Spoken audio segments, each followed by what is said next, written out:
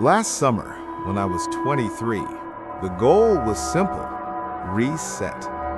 My relationship with my girlfriend, Cadence, after a year and a half, had settled into the comfortable but ultimately monotonous routine of daily life. We needed an escape. No screens, no city noise, just us and the woods.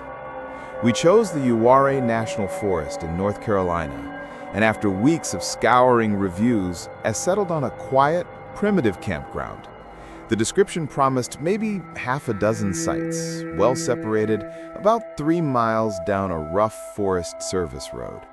Isolated, but not too isolated. We arrived late Friday afternoon. My truck handled the gravel and potholes of the access road with predictable complaint, but it got us there just before sunset. I was satisfied. The clearing was exactly as advertised. A few old picnic tables, fire rings, and spacious, tucked-away sites offering true privacy.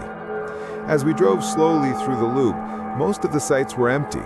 We spotted only one other vehicle, a dull blue sedan parked near the entrance. I couldn't see the occupants. Cadence pointed to the last site, a beautiful, secluded spot where the road effectively dead-ended into the dense forest line. The clearing was decent, and the surrounding trees provided a perfect natural screen for many other campers. We spent the next hour working with Cadence's characteristic, meticulous precision to set up the tent and organize the camp. As twilight bled into full darkness, I started a fire. Cadence prepared dinner, simple sandwiches, and for a while it was perfect. The crackle of the fire, the taste of cheap beer, the silence punctuated only by the sounds of the night. This was the exact reset we needed. It was around 10 p.m. when Cadence walked away with her toothbrush toward the water spigot. I stayed by the fire, poking the logs and savoring the last sips of my beer. That's when I saw him. A man was standing just beyond the flickering reach of the firelight, on the absolute edge of our campsite. He was silent, framed by the darkness, and I hadn't heard a single footstep. I jumped, my heart giving a startled, uncomfortable lurch. "Apologies," the man said, his voice level and slightly gravelly. "Didn't mean to startle you. I'm Aiden, camped over in the blue sedan. Just wanted to introduce myself." Aiden looked to be about 30. He was unremarkable in appearance, save for his eyes. They were fixed on me with an unsettling, unwavering intensity, a gaze that felt less like polite attention and more like an assessment. Cadence returned then, her walk suggesting she was annoyed by the interruption. Aiden immediately turned his full attention to her. "You picked a good spot," he said, his eyes scanning the perimeter. "Real secluded." He mentioned he was solo camping, trying to get away from people. This seemed immediately contradictory, given he was currently trespassing on our solitude to make conversation. And the moment Cadence appeared, I ceased to exist. His focus was wholly, intensely on her, a fixation that made my skin crawl with protective irritation. The conversation was stilted and awkward. He spoke at cadence, and she responded with clipped, polite phrases, clearly waiting for him to leave. Finally, I cut in, making a pointed show of looking at my non-existent watch. "We're pretty wiped out from the drive, man. Need to get some sleep. Early start tomorrow." The hint worked. Aiden grunted a quick goodnight and turned back into the blackness. As he walked away, I registered one more oddity. He didn't use a flashlight. He simply dissolved into the forest night. Cadence and I agreed he was weird, decided to put a pin in it, and tried to settle down for the night. I didn't know what time it was when I woke up, but I knew I hadn't woken up for nothing. There were voices. They were low, muffled, and distinctly human. Two people having a quiet conversation somewhere nearby. The sound felt close, maybe just beyond the curtain of trees surrounding our tent. I looked over. Cadence was fast asleep, her breathing deep and even. The familiar guardian instinct kicked in, overriding any desire to hide. I had to know who was out there. I unzipped the tent as quietly as my shaking hands would allow and poked my head out. The voices stopped immediately. It was a sudden, absolute cessation of sound, as if they had heard the metallic zip of the tent and gone instantly silent. I grabbed my phone, flicked on the powerful LED light, and swept the beam across the campsite. Nothing. The clearing was empty. Whoever had been there had either vanished into the trees or was further away than I'd thought. After a few minutes of straining to hear something, anything, I retreated back into the tent. It was a public campground. People stay up late, I reasoned. They were probably just loud, inconsiderate campers. I tried to calm my racing heart and convince myself to go back to sleep, hoping they'd take their 3 a.m. chat elsewhere. I didn't mention it to Cadence the next morning. There was no point in replacing her sleep with my vague anxieties. Saturday was spent hiking, a good strenuous workout that put my mind at ease.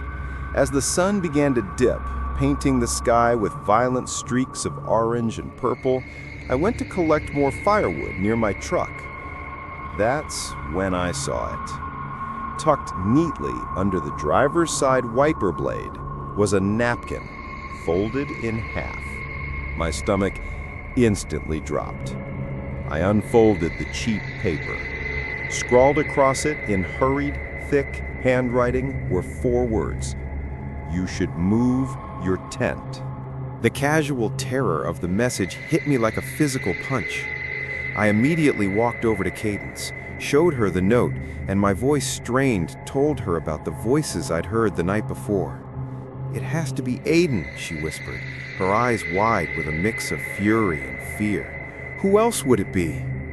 As if summoned by the very mention of his name, Aiden walked out of the darkening woods and into our campsite. A wave of impotent rage mixed with a renewed jolt of fear coursed through me. He was wearing the same clothes. He had that same intense, unblinking stare. "You need to stop walking up on us like that," I snapped. Probably more aggressively than was wise, but I was done with the games.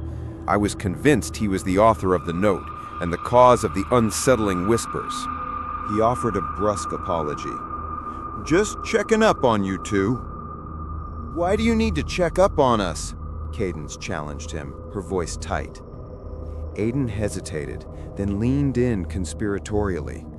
"Look, I didn't want to freak you out, but I'm surprised to see people your age out here. There's weird stuff that happens around here. Freaky stuff." He started rambling about finding deserted campsites deep in the forest, belongings left behind, no signs of the owners. His tone was matter-of-fact, almost genuinely concerned, which was, in its own way, terrifying. "I heard people around my car last night, too. I'm cutting my trip short, going home before it gets dark. You two should do the same." His advice, combined with the note and the encounter the night before, was enough. Cadence was already shaking her head vehemently. We weren't arguing, we started packing. The packing was stressful, frantic, and sloppy. The sun was nearly gone, and the deep gloom of the forest was already settling in. Cadence's hands were trembling as she threw gear into the cab of the truck. I kept glancing at the tree line. We finally finished. I started the engine and pulled slowly out of the sight. I was maybe 100 feet down the dirt road when I glanced back. Aiden's blue sedan was still there. He was crouched down near one of his tires. I stopped the truck. I had to know. I put the truck in reverse and slowly backed up. "Aiden, what are you doing?" He stood up and stepped away from the car, pointing at the tire. The sight made my blood run cold. There was a massive, deliberate gash in the sidewall. It wasn't a flat tire from running over a rock. It had been slashed cleanly and deeply by a knife or a sharp tool. It was an act of sabotage. "Holy," Cadence breathed, covering her mouth. The terror on Aiden's face now seemed genuine. He asked if I could give him a lift.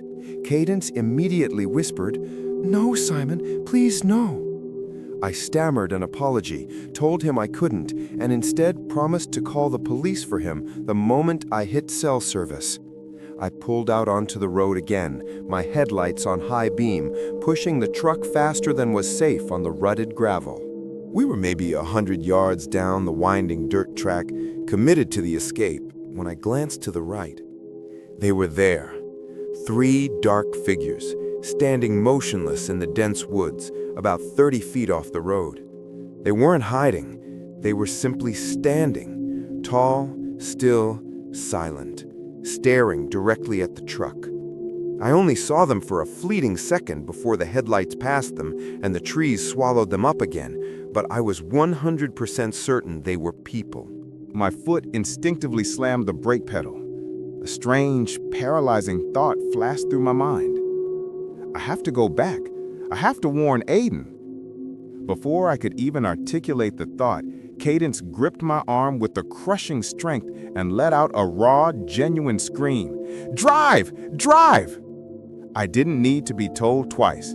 I hit the gas, the tires spinning momentarily on the loose gravel before finding purchase. The truck shot forward, hurtling us out of the forest. Cadence didn't speak again until we hit the main highway. As soon as I had 2 bars of service, I pulled over and called 911, relaying the details, the slashed tire, the isolation, and the 3 figures. The dispatcher was professional but non-committal, promising to send someone. We never heard back.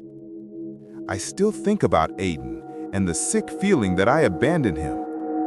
Cadence maintains he must have been in on the whole thing, that the note and the tire were part of an elaborate scare tactic.